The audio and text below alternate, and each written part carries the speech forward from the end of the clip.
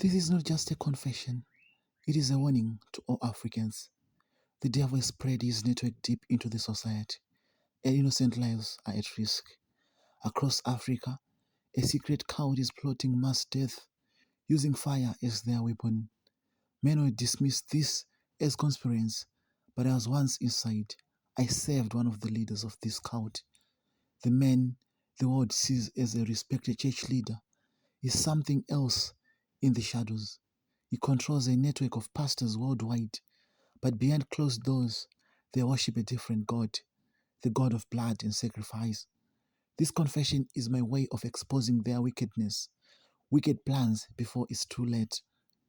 I grew up in an orphanage in Pretoria, South Africa.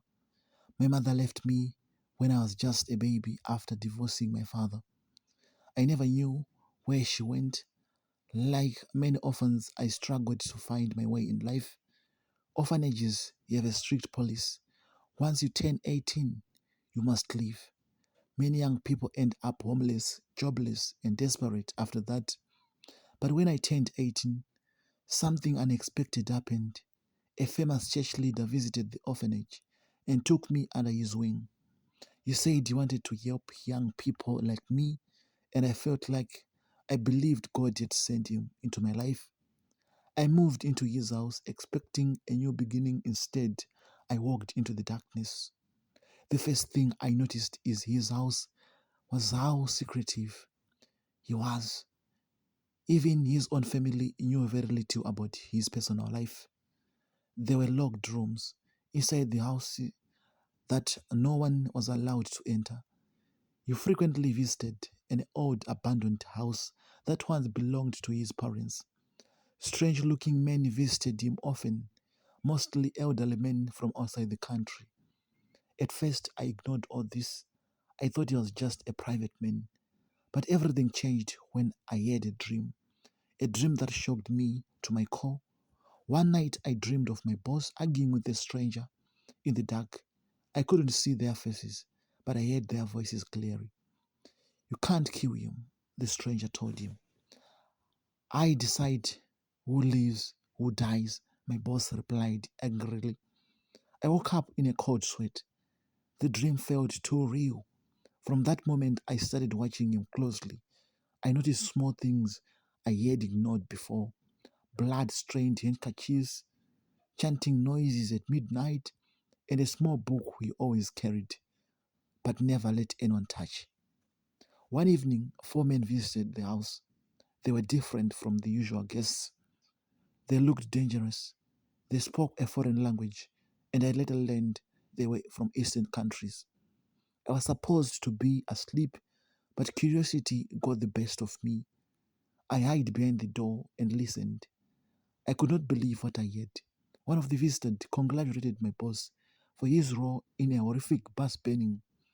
He was praised for making the sacrifice possible.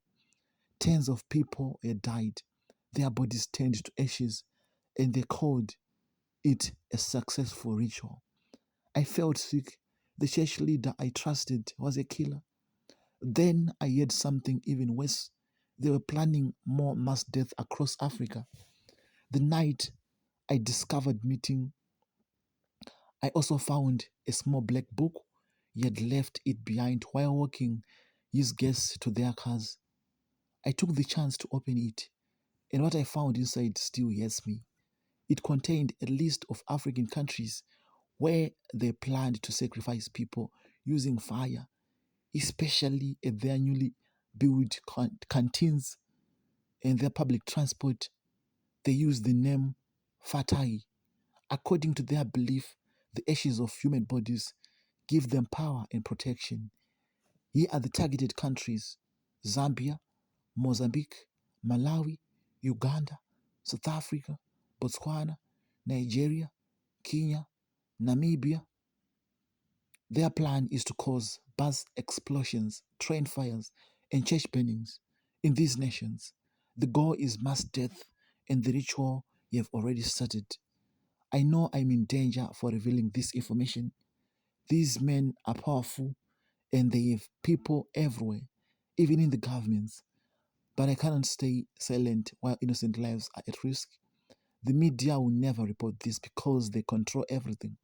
But if you are reading this or listening to Solution Anchor, you have the power to warn others. Share this message. Pray for your country. Watch out for mysterious fires and unexplained accidents. The war for African souls is happening now, and the devil is leading it. At the end of the day, the truth will come. No darkness can hide from the light forever. And I urge you, if you hear of mysterious fires, speak out and investigate. Share this message with as many people as possible. Even evil cannot stand against the power of God. I'll continue to expose more secrets in the coming days. Stay vigilant, stay prayerful, and stay alive. After discovering the horrific truth about the men I saved, I realized I was living in a house of death. If I stayed, I would become either a victim or a participant in his rituals. I had to live, but living meant risking my life. This cult is powerful, wealthy, and well connected. They have spies in churches, governments, police, and media. If I made one wrong move, I could disappear without a trace.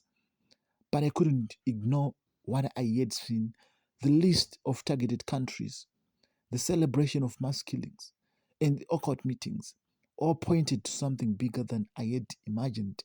I decided to plan my escape carefully. After overhearing the meeting, after the bus burning, I knew I had to act normal. If they suspected I had discovered the truth, they would eliminate me immediately. The next few days were filled with tension.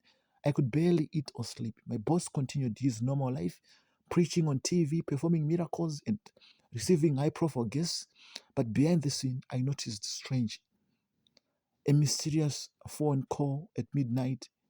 He spoke in a foreign language, and I could hear the agents in his voice. A man dropped them suitcases, a man dropped them off late night, and no one was allowed near them. Chants and whispers behind closed doors. Some nights I could hear multiple voices speaking in strange tongues. One evening I decided to search the house while he was away. If I could find more evidence, I could expose him. I managed to unlock a hidden room behind a large bookshelf. I found inside made me sick. Photos of dead people, bent beyond recognition, jars filled with ashes. A lot of things I found in that house. My brother, your confession might be a bit long, but I would like to thank you for taking your time to share this story with us. We have learned from your story. We have learned from your story. As Solution Anchor, your presenter and a strong Christian, I must tell you this is not just a story, listeners. This is a wake up call. For everyone listening, evil is real. And it is working through people we least expect. Many people trust church leaders without question. They believe that just because someone prays in public, performs miracles, or appears on TV, they must be a servant of God. But the Bible warns us. For Satan himself transforms into an angel of light. 2 Corinthians chapter 11, verse 14. For Satan himself transforms into an angel of light. 2 Corinthians chapter 11, verse 14. Not every pastor is truly from God. Some are servants of the devil disguising as men of God. So we need to be very careful. Not every pastor is truly from God. Some are servants of the devil disguising as men of God. And we have learned, and it has been exposed how the devil uses fake pastors. This confession proves that some church leaders are not just preaching, they are running a secret cult. Their goal is to steal, kill, and destroy. John chapter 10, verse 10, and I'll show you here's how they operate. They target weak orphans, widows, the poor, and the desperate are their nearest targets. From all the confessions I read through, this is what I'm starting to realize. They target orphans, widows, the poor, and the desperate. Those are the devil's main targets. They perform fake miracles using occult power. They deceive people into believing they are true men of God. They demand sacrifices. Some ask for money, but others go deeper, demanding blood. They cause mysterious death, accidents, fires, strange illness happen around them. This is not coincidence. They control churches worldwide. They are connected, working together to spread evil across nations. If you are not prayerful, you might already be in one of these fake churches without realizing it. If you are not prayerful, you might end up in one of these fake churches without realizing it. Ladies and gentlemen, these are signs that your church might be a cult. These are signs from my research. These are signs that a church, your church might be a cult. Too much secrecy. If your pastor hides things, disappears often, or he has private rooms, no one can enter. Be careful.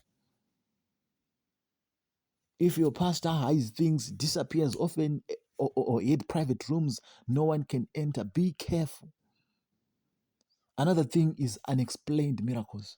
If someone performs miracles without giving glory to Jesus, it is a red flag. If someone performs miracles without giving glory to Jesus, it is a red flag. It is a red flag. They are saying God of Pastor Laba Laba, God of Pastor question mark, God of Pastor. If someone performs miracles without giving glory to Jesus, it is a red flag. Strange night meetings is another thing. If there are private meetings with visitors from foreign countries, ask questions. Ask questions. If it's your husband, ask questions. Fear and control. If the pastor threatens people who question him, run. Run away from him. If he threatens you for questioning him, run away. Another thing, sudden death and tragedies. If bad things keep happening to people connected to the church, pray for discernment. Pray for discernment. I mean, if bad things keep happening to people connected to the church, pray discernment. And this confession matters, ladies and gentlemen. Why this confession matters? This is not a small issue. Africa is under attack. The devil is using false prophets, fake churches, and secret cults to destroy lives. The devil is using fake prophets, fake churches, and secret cults to destroy lives. I'm sure we all know that by now.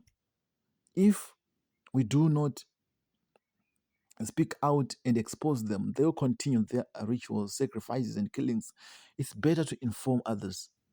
My brother, go to the members of that church, expose them. Find a God-fearing church, find a true pastor. But there's this thing. We believe that someone is going to pray for us. My pastor will pray for me. I will not pray on my own. Your pastor is his own struggles. She has her own struggles. Sometimes we need to pray on our own. We need to read the Bible on our own, so that when you go to these fake churches, you might be able to differentiate a fake church and a true church by reading the Bible on your own, by understanding the Bible verses. You will be able to differentiate between a fake church and a true church. Yes. The Bible tells us, my people perish for lack of knowledge. The Bible tells us that my people my people perish for lack of knowledge. Hosea chapter 4, verse 6. Now that you know the truth, do not be silent, my brother. What you must do, pray for protection, ask God to open your eyes and keep you safe. Test every spirit. Not every pastor is from God. 1 John chapter 4, verse 1. Expose evil. If you see strange things happening, speak out. Stay away from false prophets. If your spirit feels uneasy about a church, leave immediately. Listeners and the brother who confessed, leave immediately. Share this warning. Tell others to be careful and watch out for signs of danger. This cult is still active.